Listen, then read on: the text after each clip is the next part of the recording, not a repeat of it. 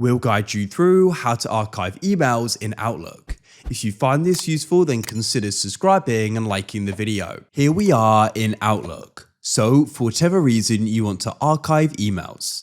The great thing about archiving is you can go and declutter and clean up your inbox, but you can still go and access these again in the future. And we're going to guide you through how this is done.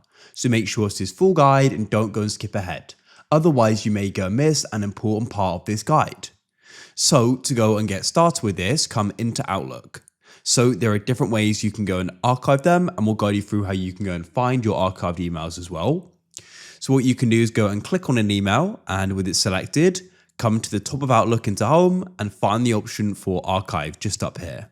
You can also go and select multiple and go and press Archive, and you can also go and then just right click on an email here or emails, and then you can press Archive and go and archive them. Now, after you've got and archived them, you can go and find them again. You'll need to go and make sure you're in Mail to the top left, then press the navigation pane lines in the top left here, and come into the mailbox. You need to go and click on it to expand it, go and find Archive, and you then go and find them here. And that's it. You can go and click on them and you can go and see them.